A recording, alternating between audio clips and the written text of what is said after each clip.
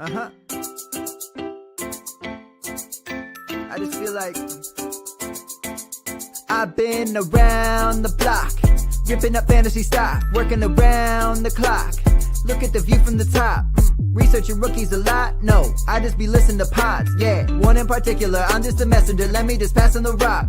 Browning, brunning, pruning, pronouncing ain't what he's doing. What he's doing is not losing, but infusing you with new things. And there's Dennis the Bennett, yeah.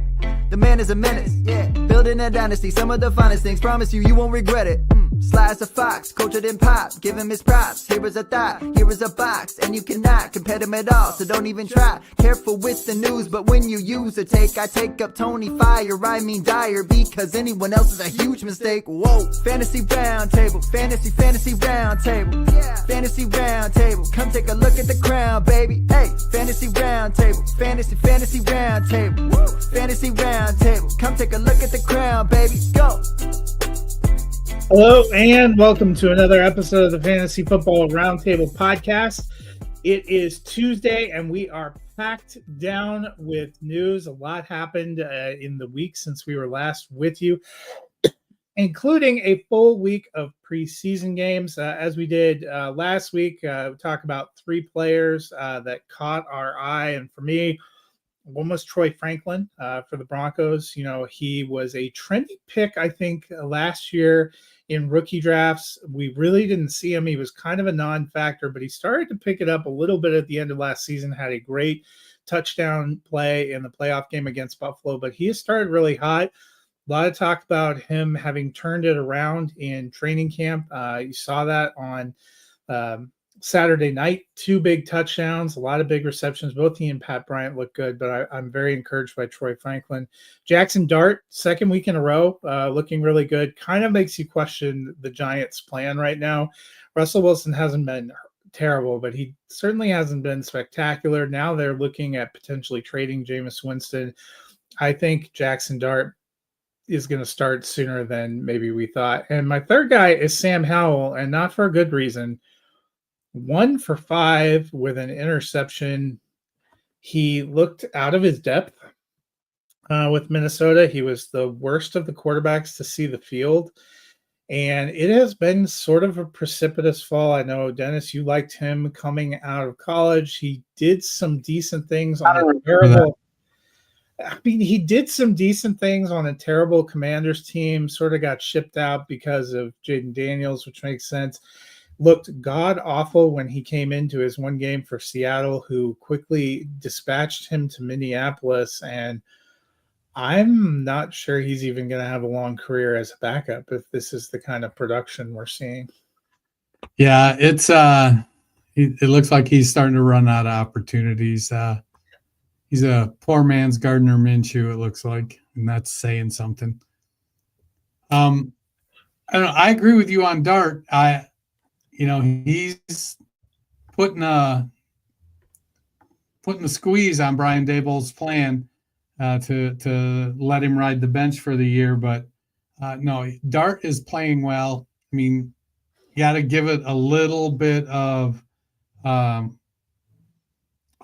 space because the defenses aren't quite up to snuff.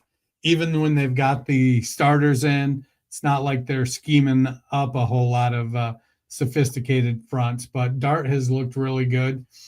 You know, last night's game, Mitchell Tinsley looks like he was pushing to be that 5th or 6th wide receiver there in Cincinnati.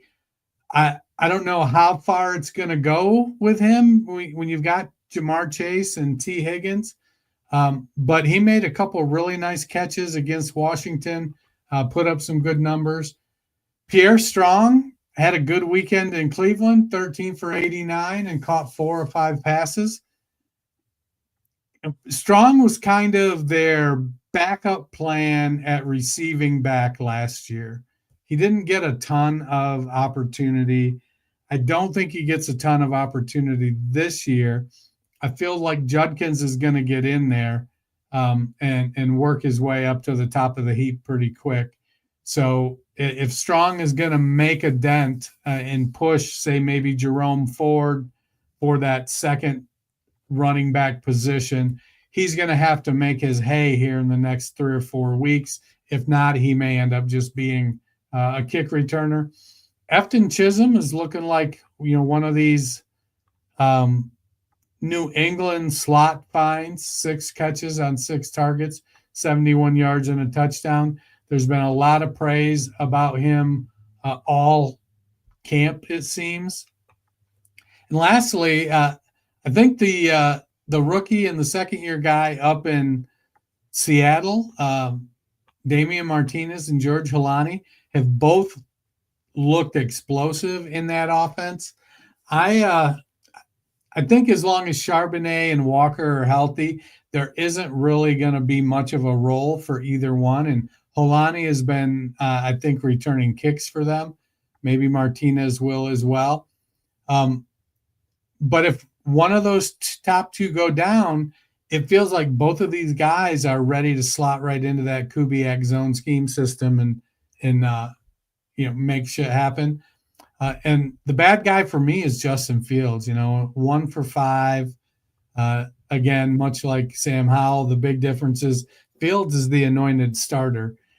It's easy to write off a bunch of, it's preseason, they're trying a lot of different things, whatnot, but he's not playing a ton in preseason either. So you only have so much to go off of. But I am getting a little bit concerned. Yeah, it's that time of year. Some other news. We talked about James Cook and the what was going to happen. He ends up getting a 4-year, $48 million extension signed. It might have been the night right after we were on the air. So seemingly locking things up. I want to contrast that with another running back story, which kind of cropped up really yesterday, and that's Brian Robinson Jr. We have all had him penciled in as number 1 for the Commanders. Didn't seem like they had a great backfield anyway. He was held out. They're apparently ready to trade or release him. They think they have an embarrassment of riches with Bill Krosky-Merritt and Chris Rodriguez and Austin Eckler. I'm feeling a lot better about Buffalo, who, I think Frank Gore has looked good, and they have Ray Davis and they have Ty Johnson. I'm not feeling that great about the Commanders, who seem to be nowhere with Terry McLaurin and now seem to be trying to give Jaden Daniels the most makeshift backfield. Whenever a team says, well, we have Deebo Samuel to run the ball back there too, that gives me pause. Yeah, Deebo just, he's not in it for the long haul. He can't hold up. That Krosky-Merritt, Chris Rodriguez, Austin Eckler backfield does not scream explosive-ness. While Merritt and Rodriguez had a couple nice plays against backups yesterday, they like Merritt. He was a 7th-round pick, though, and the draft capital screams, we're willing to start you this year, and we're going to take a look at somebody else. And if it isn't going to take much for us to give the job to somebody else. Chris Rodriguez is just a guy. Brian Robinson, he's basically, dollar store Najee Harris. So what is he going to go to Los Angeles now and take Harris's spot with the Chargers, at least till Harris's eye gets put back in? I don't know. But it certainly feels like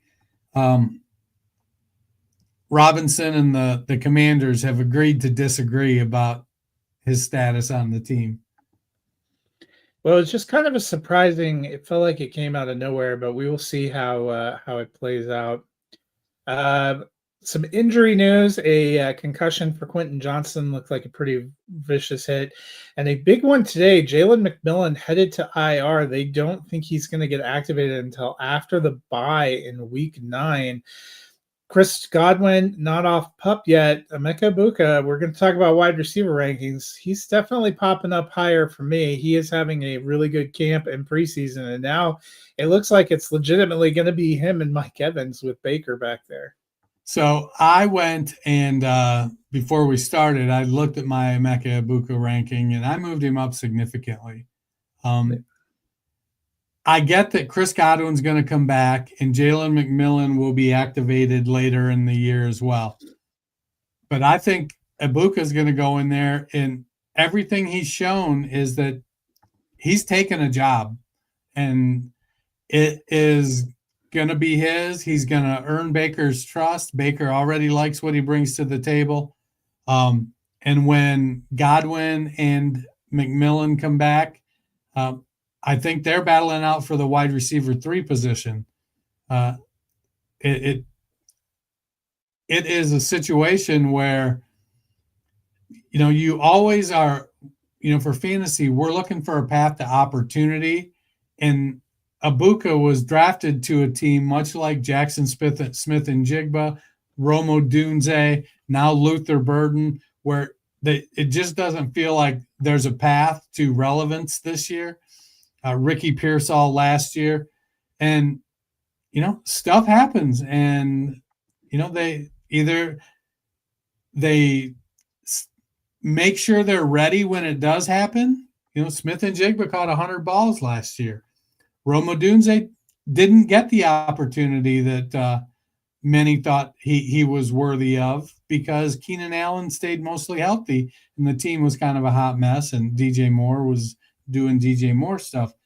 But I feel like Emeka Ibuka is strolling in there, grabbing hold of a starting position, and it kind of is what it is at this point. If you still think you're going to get him as a wide receiver 4, you're sadly mistaken. We had one wide receiver traded. The Eagles traded tight end Harrison Bryant to the Texans for John Mechie III. I thought this made sense for both teams. Brevin Jordan out for the year, so the Texans getting a little thinner at tight end. Harrison Bryant, kind of an interesting guy. Obviously, too much depth in Philly since they weren't able to move Dallas Goedert. But their wide receivers beyond A.J. Brown and Devonta Smith have been a question. It does hurt me because I thought Johnny Wilson looked good in the preseason, and I think this dampens some enthusiasm. But I had thought Mechie looked pretty good for the Texans. Maybe an upgrade on Jahan Dotson as wide receiver 3 in Philly. It certainly gives the Eagles options at wide receiver 3 now. With it's curious, like what would have happened with Mechie's career if he didn't get cancer? Would he have came in as a rookie and earned a spot? He's a certain type of receiver. He's not a lid lifter. He's not a big fade route guy. He's 6 foot, 200 pounds, which is kind of that new standard for wide receivers that's come around over the last several years. He's a good route runner, experienced, had 155 catches in college, 96 for 1142 as a junior before he came out. So I think it makes sense. He's a different type of receiver than Johnny Wilson. He's probably more similar to Jahan Dotson than he is Johnny Wilson. Wilson's 6'7", I think. But Harrison Bryant, he was our former host, Matt, was a big fan of Harrison Bryant when he came out and the Browns drafted him. And, we thought there might be some opportunity. I went and kind of looked up his athletic measurables, and he wasn't as athletic as I thought he was. He only had 4.63 relative athletic score, ran a 4.7 340, but he did have a 1.58 10-yard split. So he has that quickness to get open in the short area, but playing on the Browns behind David Njoku and then going to the Raiders and kind of being stuck behind Brock Bowers there. He really hasn't got an opportunity to seize a consistent role. The Texans, they've got Dalton Schultz there, who's I don't think he's a lumbering tight end, but he's not a super athletic tight end. He's fairly reliable. I do think that Bryant's probably a little more athletic. They brought in Cade Stover last year, who has some good potential there. They just really need somebody to step up in that tight end role in Houston and become that receiving threat from that position. I think they liked Brevin Jordan because of his athletic ability. I don't think any of the three tight ends currently at the top of Houston's tight end depth chart have the athletic ability of Brevin Jordan. But I think there's an opportunity for Bryant to early on take over the tight end 2 spot in Houston and maybe push Dalton Schultz if he performs well. Meanwhile, we had a roundup on discipline issues of sorts. Quinshon Judkins, Isaiah Bond both found out neither of them will face charges from the authorities. Bond, who went undrafted, instantly got a contract from the Browns, which that probably would have been a joke that was made, but the Browns signed him so quickly, people didn't even have time to get those jokes off. Meanwhile, Judkins still remains unsigned. There is some back and forth that the Browns may not actually look to sign him until the NFL decides on discipline. The NFL is still investigating, and I read some of the details about why they didn't charge. I at first I thought Judkins probably wouldn't get a suspension. Now I've changed my mind and think he probably will get some kind of a suspension, but he's still not signed, still not with the team, which is troubling. Rashee Rice, meanwhile, found out he will be meeting with the commissioner on September 30th, which cleared the way for him to play the first 4 games. But then it leaked out that the NFL's initial suspension was 10 games, which the NFLPA was not happy about. But from a fantasy standpoint, if you have him the first 4 games, and I thought he might be a little slow off the mark because both the Chiefs having a pretty tough early schedule and him coming back off injury, and then he gets slapped with some kind of 6 or 8 game suspension, that would be pretty savage for your fantasy season. Yeah. And to me, I feel like 8 games is probably the best case scenario. If they let it out that they were looking at 10 games, and that's, and Rice basically was like, no, I can't, I don't think that's fair. And so, I thought it would be 6 and bargain down to 4. But 10, that's scary. He's moved down my ranks pretty good. In part, I do expect a good year from Travis Kelce. They've got Hollywood Brown and Xavier Worthy, looked great. And so there isn't, I don't think there's the offense is going to function just fine without Rashee Rice.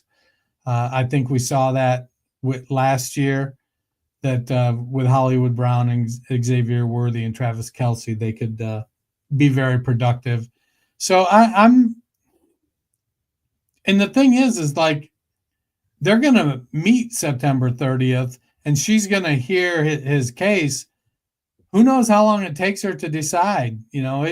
She could wait a week or 2 weeks before she issues her ruling, and then she's like, no, it's still going to be 10 games. There's a lot of uncertainty there. Yeah, I think that gives me a little bit more pause, shall we say, when we're looking at it. Be curious to see how things end up shaking out. We'll wrap up with the quarterback battles. There are 3 teams that went into the weekend with quarterbacks situations to decide.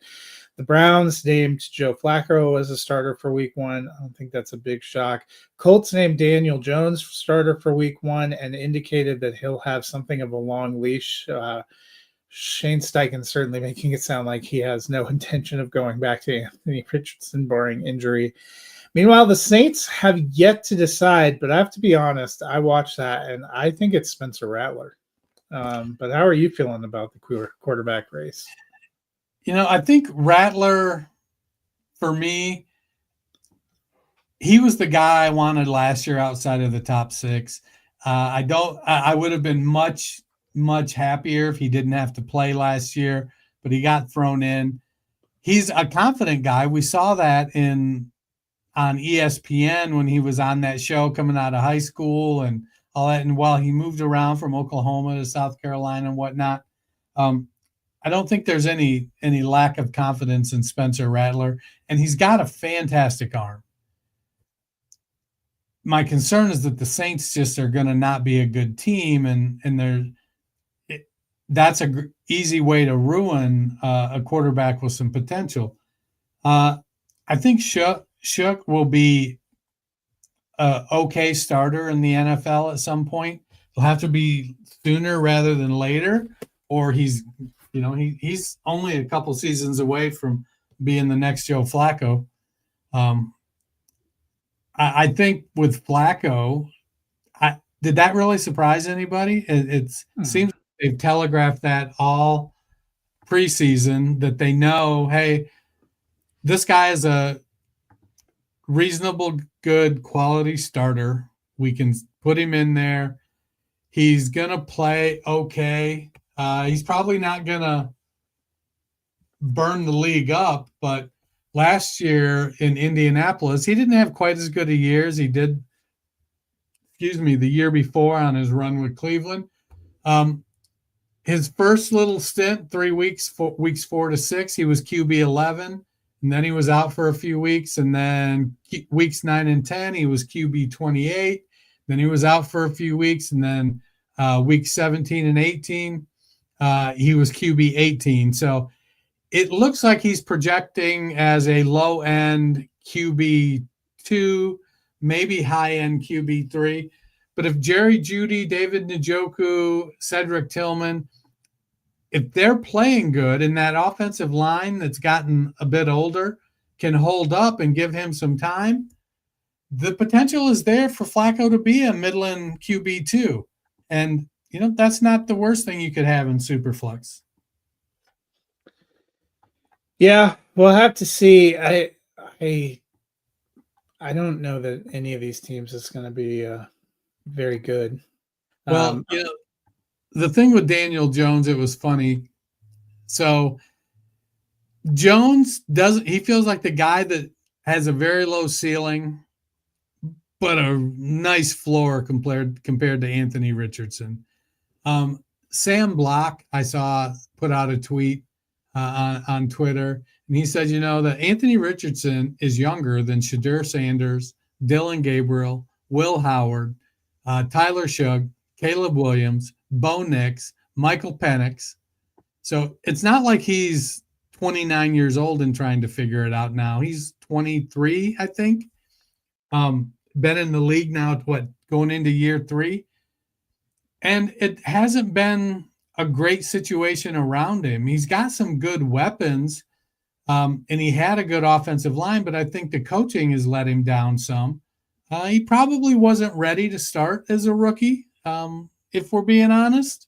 He probably should have sat at least his rookie season, but they felt they needed to play him, and if for no other reason than to try to save their jobs, it wasn't a smart move. But I guess what I'm surprised is I've looked at the preseason stats and things. Daniel Jones has been fine, but I don't think he's been transcendent. And Anthony Richardson went out with an injury in the first game and didn't look spectacular in the second game either. But I'm surprised at the definitive. It almost feels like Shane Steichen had decided in the offseason he did not want to have Anthony Richardson start for him ever again. And unless there was absolutely no compelling reason not to, he wasn't going to go back to him. And Richardson, you could say didn't do enough to prove it. It's more the Daniel Jones is our starter for week 1 and the season. How many weeks do you think it'll be until we hear rumors that the Colts are shopping Anthony Richardson? They were shopping him during the offseason though, and there aren't any takers. I don't know that that's. Their price may come down significantly, especially with the new owner. Maybe if I'm Shane mean, Steichen, I'm like, look, new your dad owners kinda not set really me up here. much. Ownership didn't really change that much. I mean, their owner is the lady that was wearing the headset on the sideline last season. So, I honestly not sure they would let the Colts just. I'm not sure the ownership would let Chris Ballard dump Anthony Richardson for nothing, because I think Chris Ballard and Shane Steichen are the ones that could be out of a job. Now, both those quarterbacks could be gone. We'll have to see how it goes. Daniel Jones could end up being this year's Sam Darnold or Baker Mayfield and really turn it around. I just, we haven't seen anything to suggest that in the preseason. It was more the definitive nature of their comments that I think caught me off guard. But we'll see. Well, when you know, you know. I guess so. Today we are going to turn over to wide receivers, the last position group we need to talk about for redraft. We're going to do 50 to 26 today, and then top 25 on Thursday. So Dennis, why don't you kick us off? You go from number 50 to number 37. You can stop when you hit the green band. Right on. All right. So based on my expectations for Rashee Rice, I have Marquise Brown at 50. I think Hollywood, with him, it's going to come down to health. If he stays healthy all year, I think he gets a reasonably good number of targets and is going to be productive with Patrick Mahomes. 49, I got Cedric Tillman. Very small window last year, but he's a good complement to Jerry Jeudy. He's 6'3". When Tillman and Hyatt came out of Tennessee, Tillman was the guy I wanted out of the two because I'm team big wide receiver and he fits the bill. But he flashed last year and kind of showed us what he could do. He could be the next Nico Collins. He's kind of built in that same fashion. And I think Joe Flacco will definitely be able to make good use of him. 48, I got Jaden Reed. I don't know. These Green Bay wide receivers are a crapshoot right now. I'm going to invest in the draft capital they gave to Matthew Golden. Reed is going to play that Deebo Samuel kind of role. Romeo Dobbs is the possession guy. Dontavian Wicks is the fill-in. I think that Matthew Golden, who I'm significantly higher on than you, is going to push Jaden Reed back down into the low 40s at wide receiver 48. 47, I got Rashad Bateman. And I struggled with this one because based on how he's come on the last couple years, I really wanted to put him higher. But I don't know if he's got 9 touchdowns in him again. His fantasy finish was buoyed by his touchdown production. They brought in DeAndre Hopkins.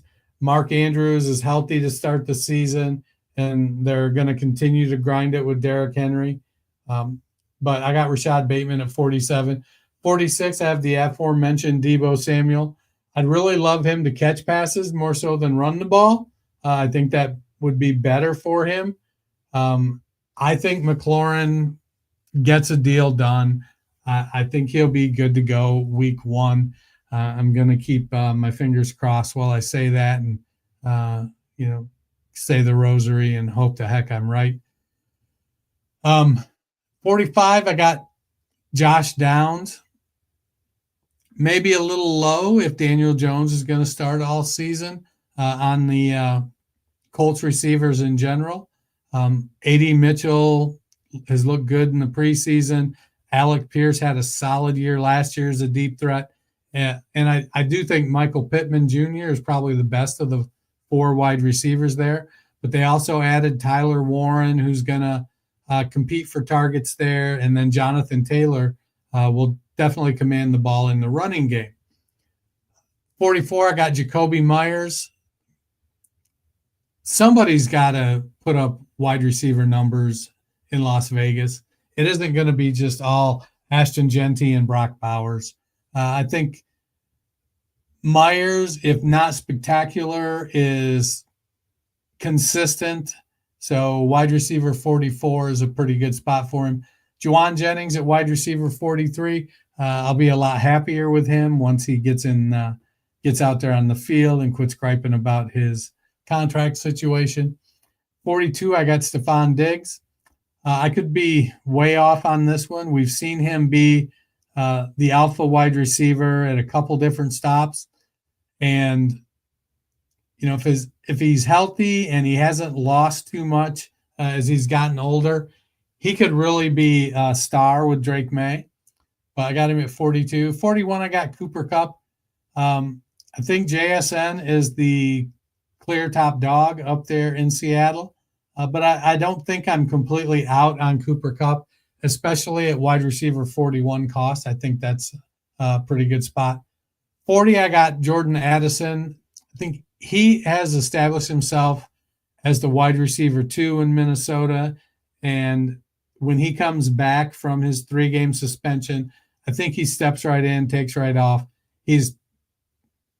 While it's tough to count on touchdown production, I think he's shown himself to be fairly reliable in that, 5, 6, 7 touchdown range. Good at making the big play. He's got Justin Jefferson across from him drawing a ton of attention, and TJ Hawkinson over the middle commanding attention. And so I think he's going to be in a good spot with J.J. McCarthy in that Kevin O'Connell offense. 39, I have Michael Pittman Jr. I could easily see Pittman and Josh Downs each moving up 6 spots simply based on the expectation Daniel Jones plays the entire season. I don't think I would get too crazy and move him up to a wide receiver 2, but I think moving Pittman into a back-end wide receiver 3 isn't going to be unreasonable. But we've also seen Daniel Jones be a turnover machine, and if he goes on one of those cold streaks where he's got 7 turnovers in 3 games, it wouldn't surprise me if we see Anthony Richardson. Number 38, I got Rome Odunze. Held back last year on a team that was a bit of a cluster in the head coaching department. Also, they had Keenan Allen, DJ Moore, Cole Kmet, all commanding targets. Allen has gone back to Los Angeles and the Chargers. Rome Odunze is going to step up and be, I think he's going to be the deep threat a bit, be the guy that commands those 50-50 balls. He's got good size. He's got good speed. He can play most of the wide receiver positions. I just don't think he'll be in the slot, but I like Rome Odunze a lot.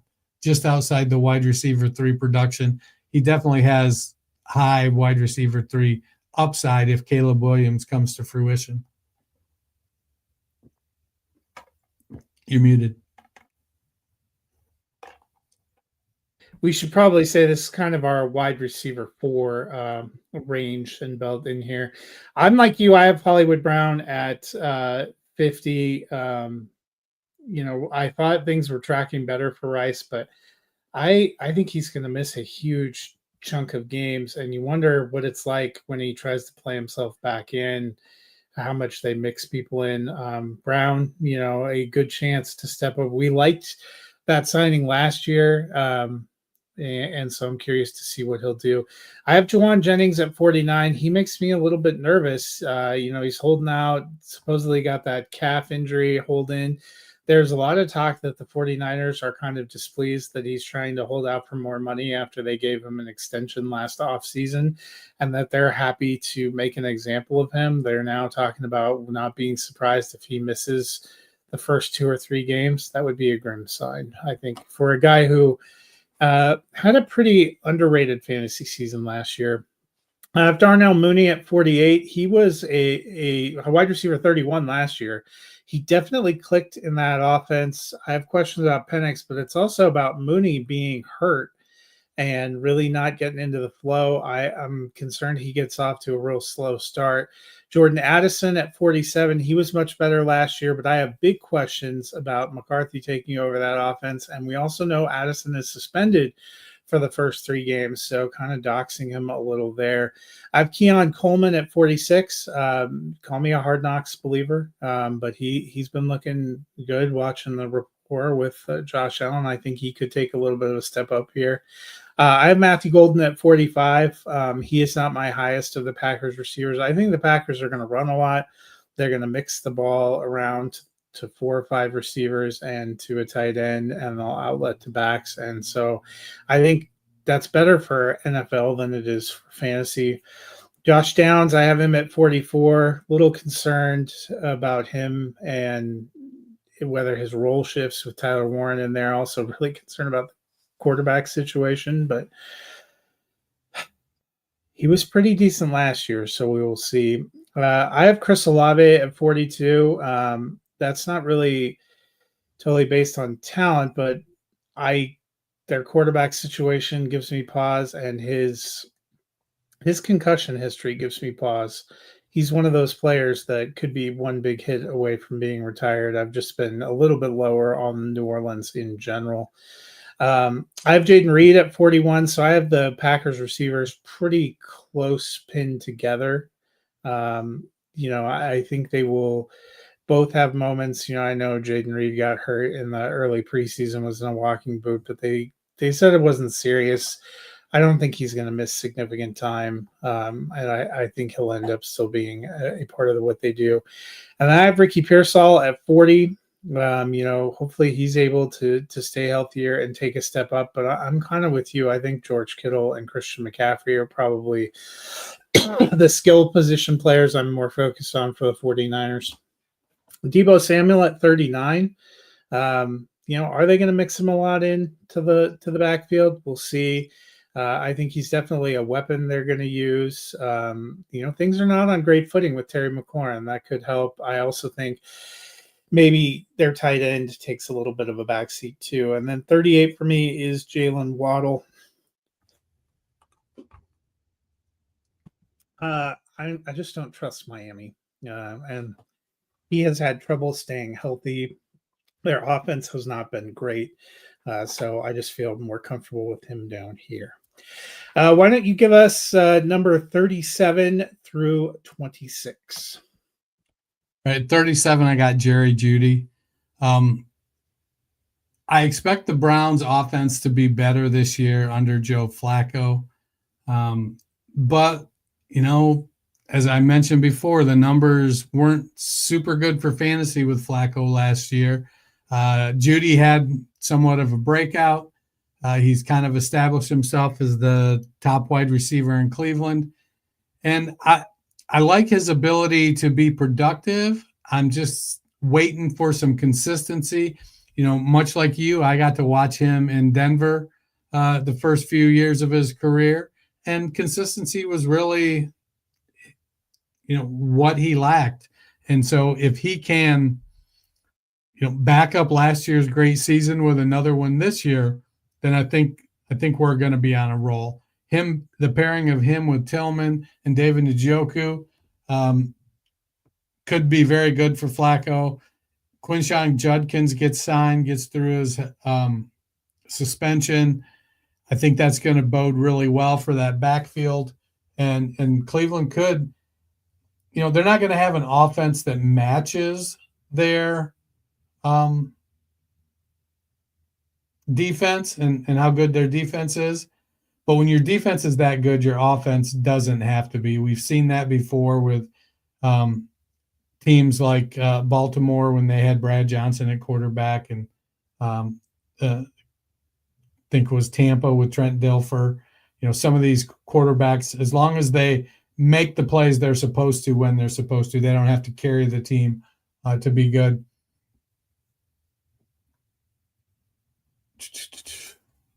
See, I lost my spot. 36, I got Travis Hunter.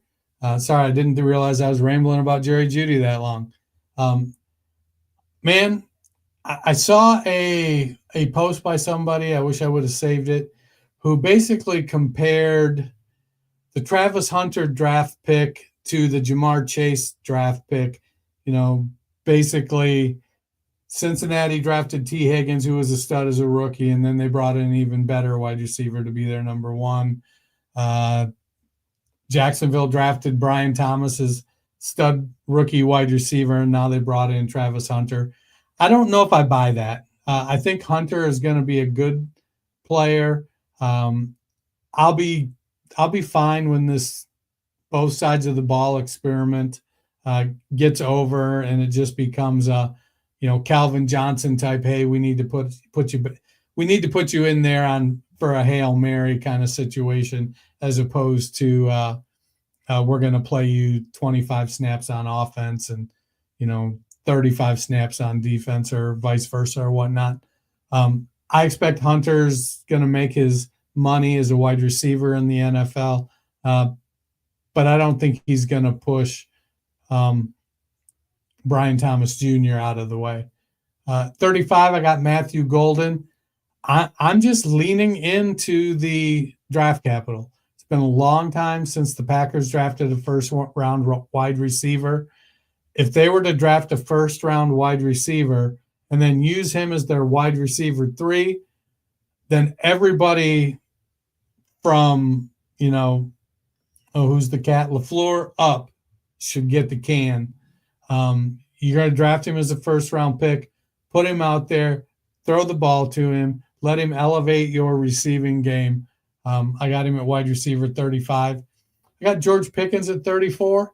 I could see Pickens finishing as a low to mid wide receiver 2 as well, but he just can be inconsistent. He's a little bit of a head case sometimes. So far in Dallas, he's saying and doing all the right things. I expect them to throw the ball a lot. They don't have a great running game. Him and CeeDee Lamb should both be very, very productive. So I could be several spots too low on George Pickens. 33, I got Xavier Worthy.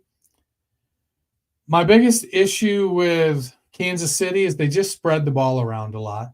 And I don't know that any one receiver is going to get the old school Tyreek Hill volume that used to happen back in the day. Not only from just pure throwing the ball to the wide receiver perspective, but just throwing the ball in general. Their defense is really good. They like Isaiah Pacheco. They don't have any need to really go out there and be super pass heavy on a week-to-week basis. So I like Worthy. I think he's going to establish himself as the wide receiver 1 in Kansas City this year. I wouldn't be surprised if I'm putting him in my top 20 next year. Number 32, I got Teteroa McMillan. A lot of question marks in Carolina with the wide receivers. You've got Leggett, Coker, and Thielen all there as well. I just think McMillan, they drafted him with the 8th pick in the draft. It was pretty high. That's not the kind of draft pick you don't throw the ball to often. And we saw last year, after he came back into the lineup, Bryce Young looked good. I think Young has the potential to be a solid NFL quarterback. Maybe he's never top 10 for fantasy or even passing, but if he can be top 18, top 15, I think he's going to put up some good numbers for Teteroa McMillan. Number 31, I got Khalil Shakir. I'm with you. I'm kind of banking a little bit on second-year breakout from Keon Coleman. But right now, it's the Khalil Shakir show. And we're waiting to see who else establishes themselves. Lots of talk about how they wanted to use Dalton Kincaid last year, but he just wasn't healthy enough for them to give him that Travis Kelce type of volume. We'll see if that happens this year. They've brought in a lot of free agents in Buffalo, and then Keon Coleman from last year. He made some splash plays. Can he get consistent? Can he command targets on a week-to-week basis? Will be the question. Number 30, I got Ricky Pearsall. He's a first-round pick in a Kyle Shanahan offense. I like Juwan Jennings. I think they're different types of receivers. Brandon Ayuk's going to be out for a good little while. Demarcus Robinson's got legal troubles. The rest of the guys are fairly nondescript, or at least I don't remember them right now. So I think Juwan Jennings and Ricky Pearsall are going to lead the way in the wide receiver room for San Francisco, and I got Pearsall at wide receiver 30. 29, so I've got Calvin Ridley at 29, and I kept trying to move him up. I wanted to make him a wide receiver too, and I just couldn't bring myself to do it, to put him over the guys I have in front of him. But if he finishes as wide receiver 20, I will not be the least bit surprised. If he finishes as wide receiver 16, to be honest, I won't be surprised. But he's got a rookie quarterback. The offense isn't necessarily great. I like Tony Pollard. Tyjae Spears can't stay healthy. They got some other guys at wide receiver that, some journeymen that are going to be okay, but it's really Calvin Ridley's room there, and I expect him to have a good year.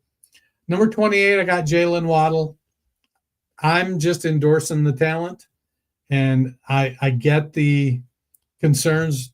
We all have the concerns about Tua and what might happen if he goes out with Zach Wilson behind him and Quinn Ewers behind him. I just am gonna, I don't think Tyreek Hill is gonna command the volume of targets he has in his prime. I think it's going to be split a little more evenly. And so that's got me moving Hill down fairly significantly. But I've got Jalen Waddle at wide receiver 28. 27, I got Chris Olave. You're injury prone until you're not. And Olave is a very talented wide receiver. I'm banking on him to have a couple good years at least and show off that first-round draft capital. He's a very talented guy. I think he pairs well with Juwan Johnson and Rashid Shaheed. Got Alvin Kamara there still, and it'll be interesting to see how Kellen Moore's offense utilizes Chris Olave. And then my biggest riser of the whole rankings today, I got Emeka Egbuka at 26. I think I had him somewhere around 43 or 44 with the expectation that McMillan would be building off of his solid season last year. They got Sterling Shepard there still, who back half of last year stepped in, played really well. Cade Otton is a consistent tight end. They love the running game with Bucky Irving. But I just think Godwin's going to be out 6 to 8 weeks. McMillan may not be back until at least week 9. And that's if he comes back at all. I just think Emeka Egbuka is going to establish himself and establish a rapport with Baker and be a perfect complement to Mike Evans. And I just think he's going to have himself a phenomenal rookie year. Yeah, so you mentioned the 49ers. The other, Brandon Ayuk, we know is not coming back till after week 6. I think Demarcus Robinson may be a sleeper, but I'm with you that it feels like as long as Jennings can get over his hurt feelings, he and Pearsall ought to be their top guys. For me, at 37, I have Michael Pittman Jr. I've waffled back and forth. I like the talent. The situation hasn't been great, but maybe does better with Daniel Jones. Daniel Jones, when he was out there, was certainly feeding Neighbors and Wan'Dale Robinson before he left last year too. So I have Travis Hunter at 36, probably the hardest guy to figure. I'm with you, the back and forth, the going two ways. What is this Jacksonville offense going to be? Still a lot of questions, but I think he has plenty of upside. I have Cooper Kupp at 35. He's motivated going in division. I think Seattle may actually be a team that's a little bit better than I was first figuring. And I think he'll be a nice complement receiver there. Stephon Diggs is who I have at 34. I think he's going to be the number one for New England. I think it's going to be a much better New England offense.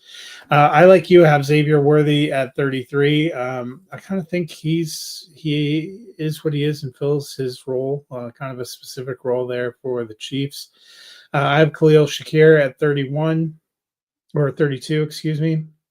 I kind of think he'll be the number one among the receivers, but they're going to spread the ball around a little bit, and they seem to do well without having a truly dominant receiver. I have Ted McMillan at 31. I think he's a great number one for Bryce Young. Carolina could be a more fun and interesting team to watch this year. I have George Pickens at 30. I'm with you. I think Dallas is going to throw a lot, and I think CeeDee Lamb's their best guy, but Pickens will get enough work as well. I went back and forth about Jakobi Meyers. He had a much better year than I think either of us realized last year, despite not having much in the way of a quarterback for the Raiders. And with how good Brock Bowers was, Jakobi Meyers was still wide receiver 19. So he could be up there again, but I have him just kind of top end wide receiver 3 here.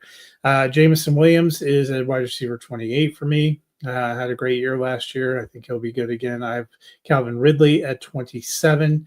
I think he's going to be by far the number one target there for Cam Ward in Tennessee. And then I have Devonta Smith at 26. A solid number 2 receiver for the Eagles, but with Saquon there and such a powerful running game and Hurts running, I think opportunities for Brown and Smith and Goddard have gone down a little bit, not a reflection on their talent, just different things they're doing with their team. So that is the rest of my order. Before we get out of here, ask you a few questions. Who is your biggest riser in this group? So for me, a couple guys that came up significantly were Cedric Tillman and Rome Odunze. Odunze, we watched what happened with Ibuka his rookie year. Odunze gets drafted to the same type of scenario, just not quite as good a team. So he was pretty low in my rankings, and I've got him, what do I have him at, 38. Tillman was an afterthought. As much as I liked him, he just seemed buried. And on the basis of those 3 games, he's earned that wide receiver 2 job in Cleveland, and he's going to provide a specific set of skills, i.e. the big wide receiver role. And so I've got him now up in my my top 50 at 49, and he was certainly an afterthought last year. So I think for me, biggest riser, probably Ricky Pearsall. We weren't sure when he was drafted. It seemed like there wasn't a great fit for him, and now he could end up being the number 1 receiver for the 49ers. Debo got traded, Ayuk got injured and is out. Juwan Jennings kind of going back and forth. Feels like, last year we weren't sure how much Pearsall was going to get on the field. He got shot off the field before the season even started. What is it going to be like? Not a great path to touches for him with McCaffrey and Kittle and everything. But now he's kind of risen up there, and he's actually the highest of the 49er receivers for me. Who's your biggest faller in this group? I'm going to go with George Pickens. He went from being the wide receiver 1 in Pittsburgh, and while they may not have had a great quarterback situation last year, he was the unquestioned number 1 target. He's the number 2 in Dallas. Jalen Tolbert, who's been there for a few seasons now, with the somebody got injured in Brandon Cooks they had kind of faded away. Tolbert was one of early in the offseason. He was one of the guys I was targeting to when I thought he could be the wide receiver 2 in Dallas. Then they went and got Pickens, but I still think Pickens, I have him down at 34. So that's a pretty significant drop. So for me, I'm going to say it's Chris Olave, who seemed to be rock solid kind of in that wide receiver 2 range for quite a while, but New Orleans' entire team has degraded around him. And I feel about him in a wide receivers as I do about Tua among quarterbacks. It's hard to feel good um, about them staying on the field. That's a lot of concussions. He had issues in college, took a lot of hard hits last year, ended up missing time, and I think that is a significant risk. Who is one player that you have outside of your top 50 who you think could make a run up into the top 50? And you've got Coleman inside your top 50. I do like him. It'll just see, can he consistently earn targets, and especially if he can become their red zone wide receiver. There's definitely production opportunities. But I'm going to go with Marvin Mims. He came on last year. He has fought and clawed his way out of Sean Payton's doghouse. And last year, he just showed explosiveness that team just wasn't getting anywhere else. And I feel like he's ready to kind of take that next step this year. Will he be super high volume? I don't know that, but I think he'll get some carries a la Deebo Samuel. He's going to get some deep shots, and he's just fast. And so I think he brings an element to the team that is going to earn him some opportunity. Yeah, that was one I considered too. I think that the guy I'm going to go with is Chris Godwin, who was tracking to be a top 5 receiver before getting hurt last year. He hasn't come off PUP yet, which is what has us all kind of nervous. But they haven't said that he suffered any significant setbacks or that he won't be good to go. And they obviously saw enough that they re-signed him to a long-term extension this offseason. And so I just think he's explosive potentially in that offense with Baker. That'll do it for us today. We will be back on Thursday with our top 25 at wide receivers, wrapping things up. But Dennis, if the people have some free time on their hands, what can they do? Well, they can do us a gigantic favor and go tell 2 friends to go to their favorite podcast platform, hit that search bar, type in the Fantasy Football Roundtable, and give us a follow on that on the old podcast machine. We would appreciate it.